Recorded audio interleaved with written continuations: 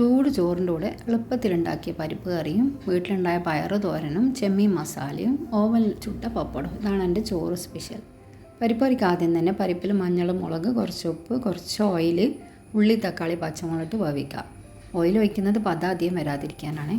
എന്നിട്ട് അത് കുക്കറിൽ വേകുമ്പോഴേക്ക് നമുക്ക് തേങ്ങയിൽ മഞ്ഞൾ, മുളക്, 2-3 അല്ലി വെളുത്തുള്ളി ചേർത്ത് അരച്ച് വെക്കാം.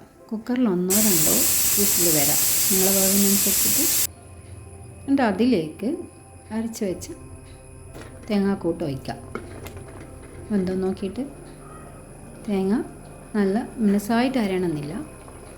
കറിയിലൊഴിച്ച് വേവിച്ച ശേഷം ഒരു ചട്ടി വെച്ച് കടുക് കറിവേപ്പിലിട്ട് താളിച്ച ശേഷം ഈ പരിപ്പ് കറിയിലേക്ക് ഒഴിക്കുക. ആവശ്യത്തിന് ബാക്കി വരുന്ന താളിച്ച എണ്ണയിലേക്ക് നമ്മൾ വീട്ടിലുണ്ടായ പയറുണ്ടായിരുന്നു, അതിലേക്ക് പരിപ്പ് റെഡി ആയിട്ടോ. പയറിലേക്ക് കുഞ്ഞുള്ളി, തേങ്ങ ചിരവിയത്, മഞ്ഞൾ, മുളക്, ഉപ്പിട്ട് നന്നായി കുഴച്ച് വെച്ചിട്ട് ആ ചട്ടിയിൽ തന്നെ തോരൻ ഉണ്ടാക്കിയെടുക്കാം. ശേഷം ചെമ്മീൻ മസാല, അതും വളരെ എളുപ്പത്തിൽ ഉണ്ടാക്കാം. ചെമ്മീൻ മഞ്ഞൾ, മുളക്, ഉപ്പ്, ഇഞ്ചി, വെളുത്തുള്ളി, ഉള്ളി, തക്കാളി, കറിവേപ്പില എല്ലാം നന്നായി കുഴച്ച് ഓയിൽ ഒഴിച്ച് അങ്ങ് വേവിച്ചെടുക്കുക. വെളിച്ചെണ്ണ ആണെങ്കിൽ ഒന്നും കൂടി ടേസ്റ്റ് ആയിരിക്കും. ഒന്ന് ഡ്രൈ ആക്കി എടുത്താൽ മതി. മൂടി വെച്ചിട്ട് പിന്നെ ഇതാ ചോറ് റെഡിയായി. ഞാനൊരു അരിപ്പ പാത്രത്തിലാണ് ചോറ് വാർത്തിയെടുക്കാറ്. ശേഷം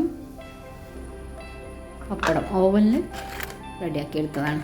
1-1.5 മിനിറ്റ് ഓവനിലാക്കിയെടുത്താൽ നല്ല ചുട്ട ക്രിസ്പായ പപ്പടം കിട്ടും. പിന്നെ ഇതാ നമുക്ക് ചൂടോടെ വിളമ്പിയിട്ട് കഴിക്കാം. പരിപ്പ് കറി, ചെമ്മീൻ മസാല, പയറ് തോരൻ.